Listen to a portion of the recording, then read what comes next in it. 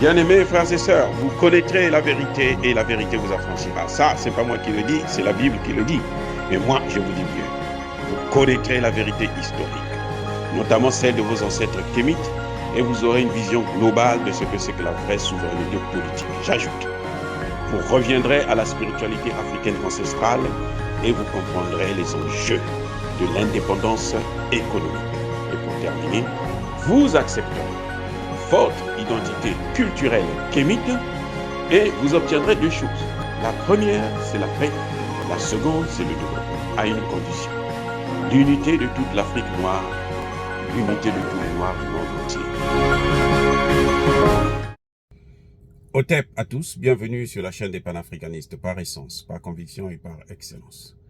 Celle des citoyens kémites par nécessité et obligation de combat. Nous sommes une chaîne qui n'est guidée que par nos ancêtres et rien que par les ancêtres qui appartiennent à l'égrégore du monde noir. Par conséquent, nous ne croyons en aucun Dieu venu de l'étranger. Toutefois, cette vidéo n'est aucunement destinée à inciter à la haine ou à la violence, car nous menons un combat qui est d'abord et avant tout spirituel, intellectuel et démocratique. Ensuite, il est politique, géopolitique et géostratégique, contre l'impérialisme, le colonialisme, le néocolonialisme et l'endocolonat, qui sont tous qualifiés de crimes contre l'humanité. Nous menons ce combat sur la base du principe fondamental que nous avons hérité de nos ancêtres kémites, qui est celui de la Mahat, c'est-à-dire solidarité, vérité et justice. Vous êtes donc en droit de connaître la vérité, et nous avons l'obligation de vous dire la vérité, rien que la vérité, afin que justice soit rendue au continent africain. Et ça, c'est notre modeste contribution dans cette noble lutte en faveur de la souveraineté, la dignité, la solidarité et l'unité africaine. C'est exactement ça que nous appelons le panafricanisme. Bien-aimés frères et sœurs, il y a une tentative de coup d'État en cours actuellement au Soudan.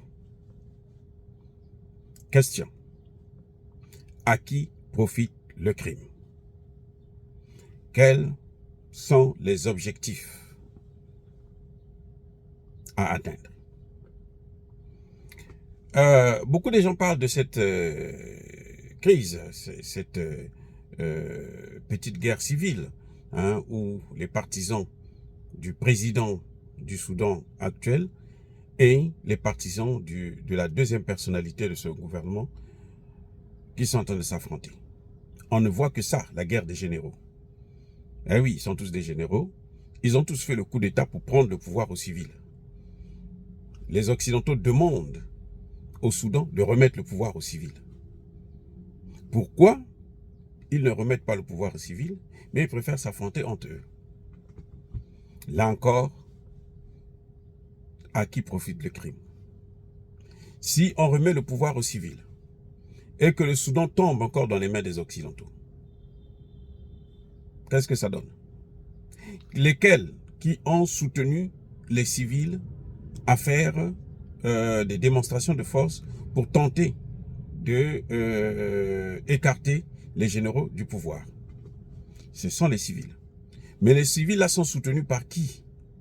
Par les États-Unis, par l'OTAN. Donc, les grands bénéficiaires de cette crise qu'il y a actuellement au Soudan, ce sont les Occidentaux. Je vais vous dire bientôt pourquoi. Les Occidentaux ont constaté qu'il fallait remettre le pouvoir aux civils. Ils ont demandé aux généraux de remettre le pouvoir aux civils. Les généraux ne veulent pas céder le pouvoir aux civils parce qu'ils estiment que le pays est encore fragile et qu'eux, ils ont besoin de le stabiliser avant de remettre le pouvoir aux civils à travers des élections démocratiques et crédibles. Les Occidentaux ont beau fait, ils n'ont pas pu. Qu'est-ce qu'ils ont fait? Quelle est maintenant la stratégie qu'ils adoptent? C'est diviser pour mieux régner. Ce que les Occidentaux sont en train de faire, c'est du déjà vu. Donc, ils rentrent, ils vont voir les deux acteurs principaux du coup d'État qui a mené les policiers, les généraux au pouvoir. Ils vont les diviser. Ils vont soutenir celui qui est plus proche de la population, celui qui dit que moi, je veux prendre le pouvoir pour remettre ça aux civils. Et nous savons tous que c'est faux. Il veut prendre le pouvoir pour remettre ça aux Occidentaux. Parce qu'en fait, les civils, ce sont lesquels? Les civils, ce sont les Occidentaux. Puisque les civils bénéficient d'une campagne, d'une propagande énorme dans les médias occidentaux. Donc, ces civils-là, ce sont les Occidentaux. C'est pour ça qu'eux, ils sont en train de faire ça. C'est pour ça qu'ils sont en train de vouloir tenter d'enlever le président qui est là actuellement, afin de placer un général qui est acquis à leur cause. Comme ils ont toujours fait en Afrique. Toujours. Il n'y a que ça qu'ils savent faire. Donc, ce qui se passe au Soudan, c'est un avertissement pour le Mali. Eh oui.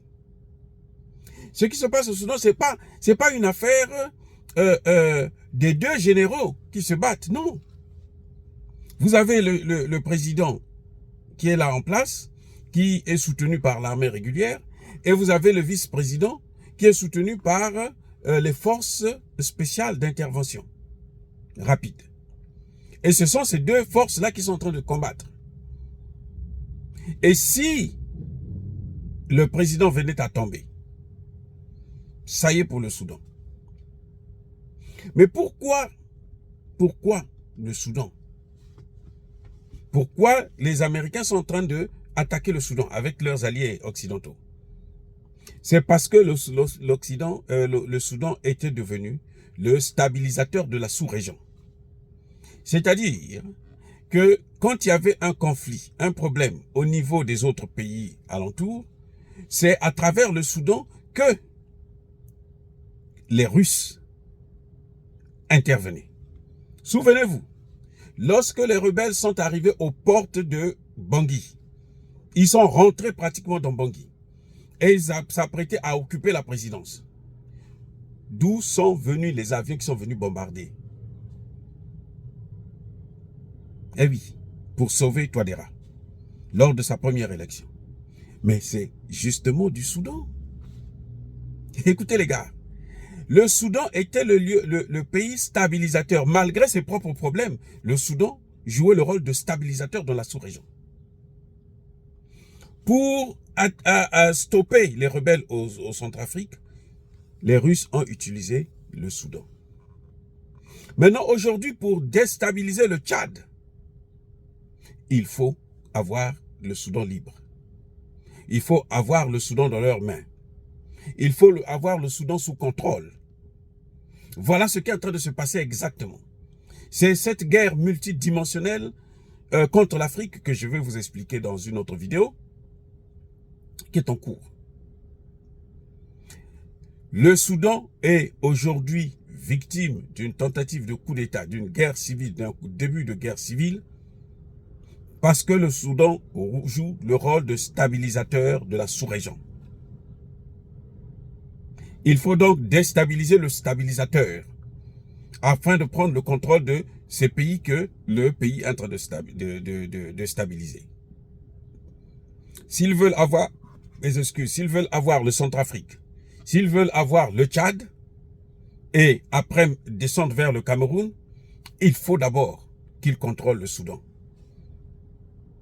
Nous devrons, écoutez-moi bien, c'est pas question de démocratie. Ils s'en fichent de la démocratie. D'ailleurs, chez eux-mêmes, il n'y a pas de démocratie. Qui vous a dit qu'il y a la démocratie en France, aux États-Unis, en Allemagne et autres? Qui vous a dit qu'il y a la démocratie là-bas? Il n'y a pas de démocratie. Ce qui compte pour eux, c'est le contrôle des pays africains. C'est le contrôle des ressources africaines, qu'elles soient humaines ou qu'elles soient naturelles. Donc pour ça, il y a des points stratégiques. Ils ont compris qu'aujourd'hui, pour reprendre le contrôle du Sahel, pour attaquer le Sahel, ce n'est pas à travers le Niger. Le Niger peut leur permettre de relancer les offensives dans la zone des trois frontières, mais le Niger ne peut pas les aider à prendre la sous-région, notamment celle du golfe de Guinée. Il faut avoir aussi le Tchad. Et on ne peut pas avoir le Tchad si le Soudan est sous contrôle des Russes. Si les généraux qui sont au pouvoir travaillent avec les Russes. Parce que ce sont les Russes le frein, le seul frein actuellement des Occidentaux, ce sont les Russes. Ce sont les Russes qui ont arrêté les massacres en Libye.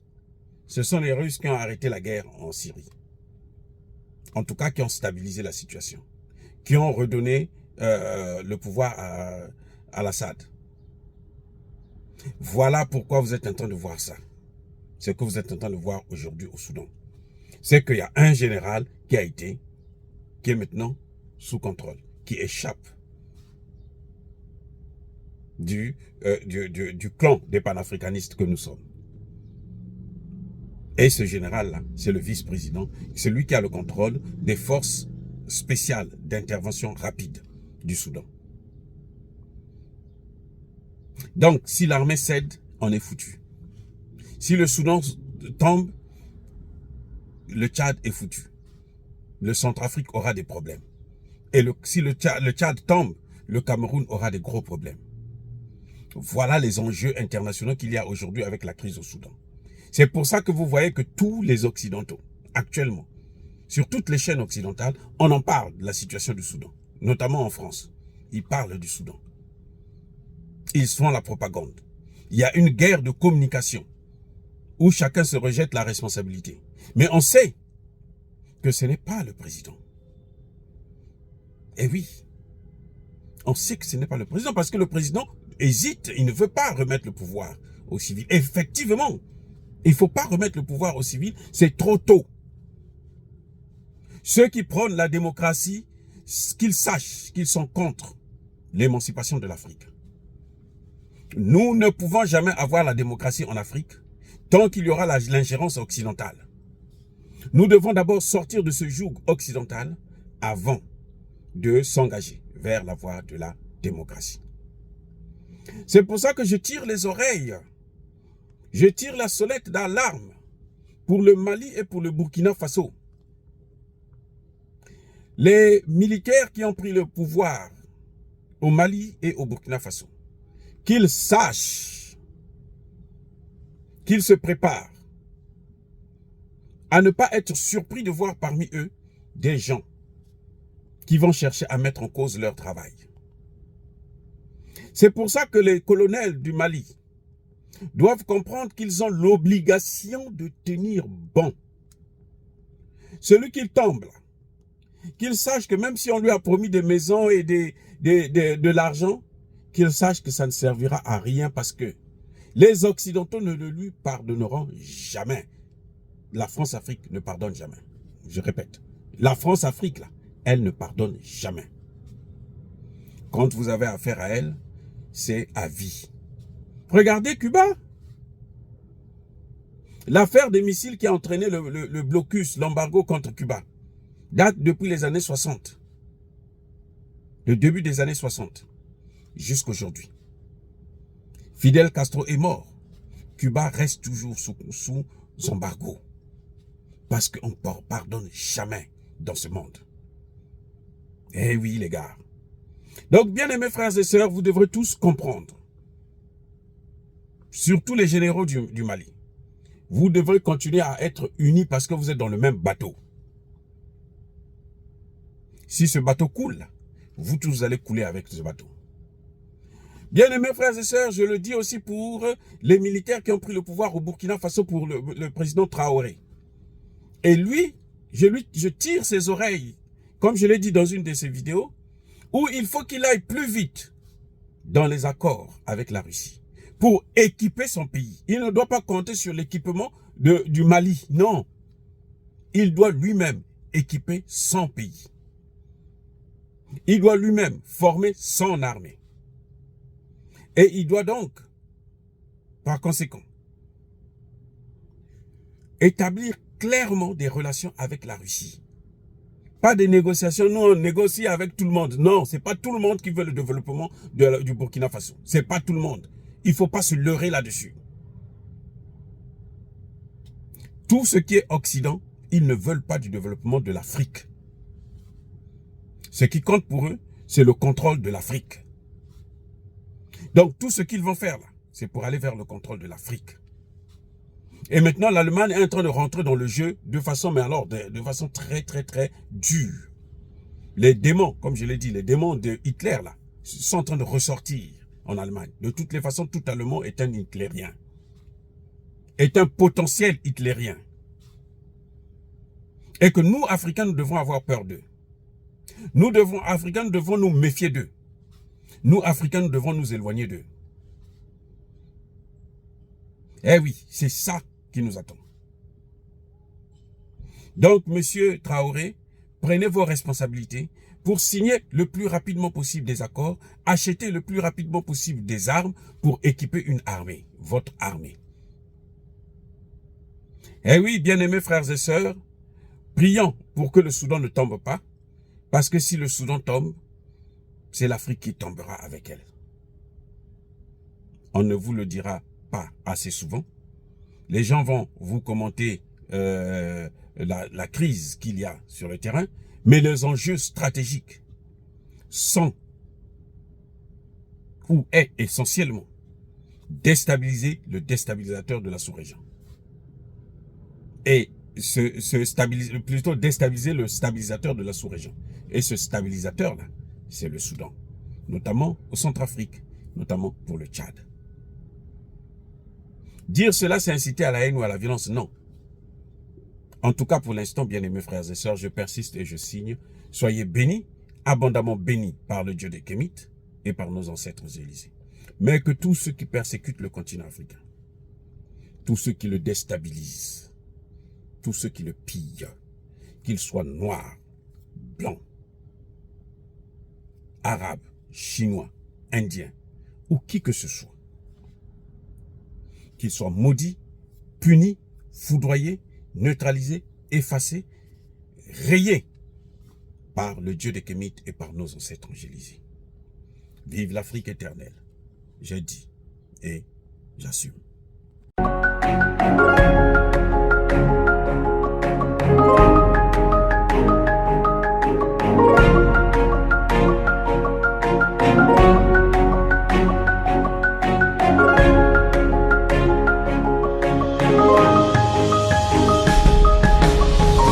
Eux, ils marchent par la foi et non par la vue.